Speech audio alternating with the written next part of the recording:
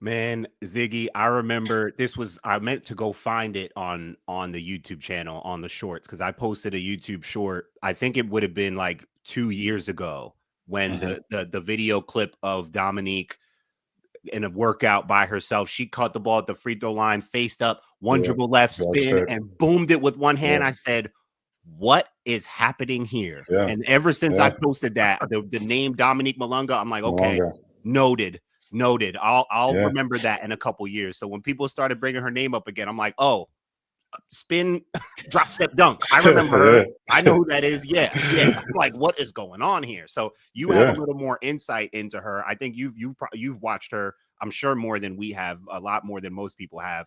Marcus said that he shared with me what you said about her, and I want Yeah, I yeah. want you to go in on it too. Yeah. So basically, here's my thing with Dominique Malonga, right? I understand the WNBA is not like the NBA in terms of international coverage yet. They're trying to get to it. I think they're going to slowly get into it, thanks to social media. Dominique, in my opinion, was arguably the best player in that draft class. Dominique Malonga, arguably, for me, not even arguably, she was the biggest steal in that draft class. And the Seattle Storm were the #1 winner of that draft by drafting Dominique Malonga. She can. She has the ability, the potential. I'm not gonna say that's what she's going to be. I'm saying she has the potential of being the greatest of all time. And I'm being serious when I'm saying this. I know it's a heavy statement. It's a heavy statement, but I stand by it. You're talking about a player unlike we've ever seen before on the women's side. She's 6'6". She's athletic. She's long, but she's not like one of those 6'6" or 6'5" player who can move and can shoot the ball a little bit. She is like a guard who just grew to be 6'6", right? Mm. And I watched. ESPN also had a live reaction to the draft with a different trio of journalists, and I think it was Harry Laws, which is a good journalist for ESPN. He said something that was a little bit clumsy when Malonga got drafted, and he said that the only reason why Malonga could have a comparison to Wemby, which is what a lot of people are saying lately, was because of the nationality, and I thought that was a clumsy statement. Here's why I'm saying this. He also said that Malonga is more closer to Giannis than she'll be to Wemby, and I thought that was yeah, that's a clumsy statement again, and I don't hold it against him. I don't think he had enough homework about her. I don't think he was given enough info about her. That's why I'm not really holding that against him. I can understand there's not a lot of info when it comes to international players. You have to do the homework on your own. But Malonga's closest comparison is to Wemby or Kevin Durant. There's no other players on the women's side who can move the way she does. Listen, they ran flare screen actions for her in France. She averaged 18 points, 11 rebounds per game in EuroCup Women's competition. She had 18 and 14 against a team that had Julie Van Loo, Lee Euro, and Quinn Hollingsworth. She beat them 18 points, 14 rebounds, and carried her team to the semifinals. In the semifinals, against a team that had Chloe Beebe and Natasha Mack, she averaged 20, I think it was 20.5 points per game to carry her team to the semifinals of the Euro Cup against pro who have played in the WNBA, who have played at the highest level. So to me, I understand when you don't watch it on a regular, you can be a little bit skeptical about it. But you got to understand, those players playing in France, Australia, or Spain play at the highest level. Those to me are the three best European international league that there is outside of the WNBA. So for me, for them to say that she may not be as ready, I believe she is ready. I believe she's ready. And there was a clip the very next day. Jonathan Givani, Draft Express, put it out there of Malonga working out. Granted, it's just a workout by herself, but seeing a 6'6" player doing a sidestep, pull up three from NBA range. You guys play basketball. As a right hand player, the hardest thing to do is shoot a step back with your strong hand. She was doing this like it was a layup at 6'6". So again, I believe what I'm seeing in my eyes. I think the main thing as an analyst, you have to be comfortable calling what you see, believing what you see, and standing on it. That's why I'm not scared to say what I feel, say what I see when I'm Women's Zeus Masterclass. Sometimes I can be wrong. It is what it is. I live with it. But when it comes to Dominique Malonga, 6'6", can shoot the basketball, can attack and create for herself off the bounce, in and out, crossover. She has all that in her bag. I'm using the terminology, but to attack off the dribble in one-on-one, come off screens, come off pin downs, facing up in the mid post. When you have that and you do it at a high level against grown women who have played EuroLeague women and WNBA, you cannot say that this kid is a project. This kid is ready to come. She's 19-year-old. the scary thing about Dominique Malonga, her prime is in 10 years. Whew. Woo. So let me ask you this. I want to ask you two questions, but I want to start with this one, because this is something that Martin and I kind of talked about on the show after the draft. It's definitely something we talked about while we were watching the draft. It's this notion that over the past couple of seasons, and Dominique doesn't fit in this. I think Dominique rightfully deserved to be the number 2 overall pick, but we've seen over the past couple of seasons, it's like an influx of international players being drafted in the first round, seemingly out of nowhere, shocking a lot of people. Because like you said, most of us stateside, we're not really tapped in with what's going on in France or Slovenia or Lithuania or all these other international European countries where these players are coming from. All we know for the most part is, what's happening in college. We know about the Pages and the Caitlins and the Angels and the Rakia Jacksons and things of that nature. So to me, I was kind of look at it like this, because you said she's 19 years old and she's played against players who have played or who are currently playing in the WNBA. And so to me, I look at it and I say, for some of these GMs in the WNBA and some of these decision makers, it seems like they would rather take a younger player, because these international players are able to come in younger than 22. So you're taking a player in Dominique Malonga at 19 years old who's been playing professional ball for 4 or 5 years now, I believe is what I read, compared to a 22-year-old college player who's been playing 4 or 5 years. It seems like GMs are slowly starting to drift more towards the younger player with as much professional experience as the older player with college experience. Do you think that's going to, do you feel like that's going to continue as the talent continues to get better over the next couple of seasons? I don't know if it's going to continue, but I think there's a logical reason behind it. So let's take the NBA for a second, right? So guys who play college basketball, they get some runs in the summertime against NBA players, right? They go to pro-ams, or those NBA players come in the summertime. On the women's side, they don't get that. Why? Because the WNBA season is happening in the summertime. So some of those top girls, they cannot play against WNBA players. They don't know what it feels like to play against Asia Wilson, to see that speed up close and personal. They don't have that experience. So those WNBA GMs can't really measure how good in advance they are, right? Those college girls I'm talking about. Yeah. But looking at those kids playing in EuroCup Women or EuroLeague Women, they know those kids are playing against some of those WNBA players who are coming after the WNBA season. So they can really measure up, okay, like she is good, she's young, she can struggle a little bit, but if she can hang against Izzy Magbagor or Kayla McBride or Marina Mabry, if she can hang against those players at 18, 19 years old, I think we can take a chance on that girl, and she has a bright future. And that's why I think some of those GMs are taking chances on some of those players. Now, granted, some of those players will struggle a little bit with the athleticism, because the athleticism of the WNBA is a different world. Same for college. Some of those college girls will struggle. I'm not going to say no names, but some of them, I'm a little bit concerned for some of them. I think they can adapt, but there's really a big gap. You guys know it because you've seen it up close and personal.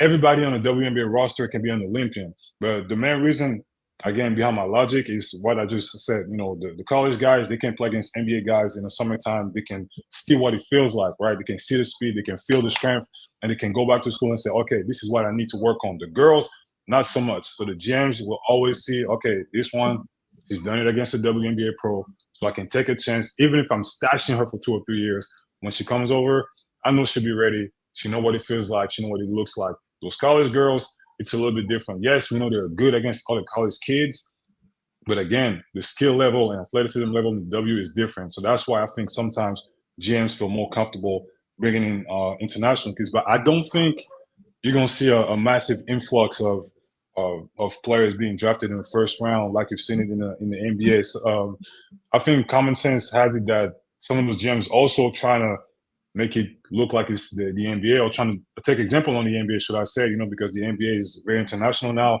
You guys are old enough but young enough to remember when it was blasphemy to take the European or international player, in the first round of the NBA draft. You guys remember that? You guys remember when, having a European top 10 was like, well, what are those guys doing? And now, guys are being picked number 1, number 2, back to back like it's nothing, and nobody cries about it because they've shown. We have Jokic, Giannis, we have my brother Clint Capella playing for the Hawks. Like we see these guys sitting in the NBA. So I think slowly but surely, I think the American consumer just needs to have more eyes on the international game to accept those kids, those players, and be okay with international players being drafted ahead of college stars.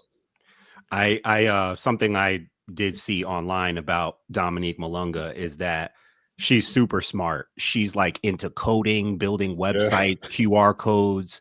Yeah, she's like a next level, like high tech, high smart mind. So anytime I learned that about a player, I'm very encouraged because you mentioned Ziggy. Like I was telling Marcus, I was watching those clips after the draft of her working out at the Players Association facility, and the stuff I saw her doing, man. And like you said, again, it's just a workout, but like the reps she's doing, I'm like, wait, she's on the perimeter hitting side steps, going off the bounce, off the dribble. I'm like, wait. So and again, going to, with the like the coding thing and just like people talking about how smart she is. I take massive stock into that. Think about Joyce Edwards, Marcus. That story about her, how she had like a 4.3000 GPA in high school, and they made it so she could come to South Carolina. Like, but you see a lot. You see that translate a lot with players who are super book smart or head smart off the court. You see that a lot translate on the court, which is how they play the game. Absolutely. And I think I see that with Dominique. Plus, it's like, you know how it is, Zig. Like when you have that kind of just cognition, when you apply that to the game and your reps and your skill set, like you want to attack. That's why I'm starting to understand better, especially with like your insight, just who this girl and what this girl really is. I didn't know that they were running flare screen actions for her over there. I didn't realize. I'll send you clips. I'll send you clips. Yeah, after please that. do, because like I didn't realize she was that rangy. I didn't think she was like a traditional big or post player. I could tell just from how she moved in that one clip doing the spin and dunk. I'm like, okay, there's a lot happening here just on that one. She took one dribble and one spin and a dunk, and that's all. I was like, okay, I want to see more, because this isn't just like a back to basket post player. This is something totally different. So and you mentioned how you like she's not a project. You think she'll be ready right away. How much do you think Seattle will look to unleash and unlock her right away, given her versatile skill set? I think she comes off the bench. Obviously, she want to come right away and play right away. She will be here. But I still think they start with Izzy McGregor and Nneka. She has some great teacher ahead of her, and she has a great facility in Seattle. They have an incredible practice facility, so she has the best place to become better. I don't know. I think, she come off the bench 15, maybe 20 minutes a game. I don't think they're going to ask her to have a lot of responsibilities offensively yet in her first year. But then again, maybe she becomes so good, she develops so well that they're like, you know what, we have to play her. And again, Nneka and Ezzy, those girls are terrific professional. And I'm sure that if it were to happen, if Dominique were to be so good that, Noah Quinn has to play her, I'm sure Nneka and Ezzy will be like, you know what, it's fine. I can take a step back so we can be better and let that girl, start and have more minutes. But I think she'll have an impact. I can see her average 10 points, 5 rebounds, 2 blocks on the season, being a very exciting player. Or maybe she has a Ben Gordon type of rookie season and she's the 6th woman of the year. Who knows? Right. Yeah. Nice. So let me ask you this question on the NECA point, because the one thing that I've been talking with Martin about with Dominique going in Seattle is, I'm a big Ezzy McGregor fan, right? And so looking at the growth of Ezzy McGregor before NECA to the one season she played with NECA, like it's like not two completely different plays, but you can clearly see that the time that she spent working with NECA certainly benefited Ezzy on both sides of the ball, right? Are there things, that you feel like are weaknesses for Dominique that her being able to learn from Ezzy, but more so being able to learn from NECA, because she's obviously got more skin in the game than Ezzy does? Like, are there things you think that Dominique can learn from NECA to help improve with what she's got going on, either offensively or defensively, to help her get to that point? Does she take bump, Ziggy? Does she take bump well? Like, yes, but that's one thing I was going to mention. I think learning how to handle physicality with more consistency, because she's capable. I mentioned her scoring 18 and 14 against a team that had Yuli Van Loo and Lee Yeru. So it was a back-to-back game. On the first game, she struggled. She scored 12 points, and I think she had 8 rebounds, and she struggled from the field because that team was so physical. But then again, we talk about how smart player can be. The very next game, she came back, and she the one who imposed her physicality. And I was very surprised from a 19-year-old to do that against a team of veterans who are very physical. But I think then with NECA, who's a post player, a little bit undersized, but who's very physical, knows how to play physical, NECA can teach her, hey, right now you're a little bit skinny, you have a lean frame. You're going to fill out that frame, over the years. But this is how you handle the physicality day in and day out. This is how you deal with Brittany Griner. This is how you deal with against Asia, Erica Hamby. So I think as far as physicality goes, NECA can definitely help her defensively. She can help her how to become an anchor defensively as well. So I definitely think NECA will have a great impact on Malonga as far as physicality goes. I think that's the main thing. Offensively, she can teach her a few tricks. You know it, like, you know, the OGs, like we call them, the older players, always have some things under the sleeves that those super athletic players think that, you know, they can beat them with the dribble. No, those older players have all the tricks in their tool bag. So I think NECA offensively can also teach her a few things, maybe be a little bit more patient in the post, you know, with her moves, be more sharp. But other than that, yeah, like I said, I think this is a great place. Seattle has the steal of the draft. She's going to become better. She's going to be incredible. And she can leave her mark as another really good big for Seattle, the same way a certain Lauren Jackson did back in the days. Mm. That's good. I mean, I'm even sitting here thinking about, like, and it's not a major thing, but I'm even sitting here thinking about the Gabby Williams component of all this, because there you go. I didn't think about that too. Yeah. Right. And so that was another thing for me that I was kind of talking about, of like, that just makes sense for her to be here, because that's another player that, you know, when you talk about easing her into it and kind of not giving her too much responsibility too early on, like, that's a player in Gabby Williams who knows what she's capable of. She knows what she's good at. She knows what she's not that good at. They've played together, right? Do you imagine that they'll probably try to get Dominique on the floor with Gabby as much as possible in her rookie season to kind of help with that transition, or you think they're just gonna let her do whatever possibly, but I think they're just trying to throw her into the fire. Possibly, you know, having Gabby obviously helps, because now you have this familiarity, right? You have that French teammate next to you. But the one thing, going back to Dominique being a smart person, you know, a lot of times, again, going back to you guys being old enough but young enough to remember international players coming to the NBA, a lot of those guys did not know how to speak English. All know how to speak very little English. You saw Dominique. She's perfectly fluent in English. Yeah. Perfectly fluent. She had no problem answering the question, understanding the question, responding to the media. And that to me, that shows that that's a player who's going to be, who's going to have an easy time, right? She won't have a hard time adjusting to the culture in Seattle, to the American culture. I mean, it's not her first time in America. She's been there before. In December, she came to watch some NBA games with Janelle Solon, who's going to be playing for the Valkyries as well.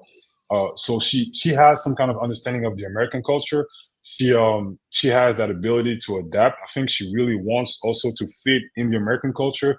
She doesn't look like to be the type of player who wants to be catered to. She just want to be thrown into the fire, and she want to show that she's ready. So I think, you know, Gabby being on the floor with her at the same time, I don't think they would really take that into account. I think Gabby being her, you know, being there in the locker room with her will help a little bit, because, again, like I said, familiarity. But other than that, I think Dominique is going to be fine. She seems to be very excited to come to the league. So even if it wasn't Seattle, I think she would have been just fine.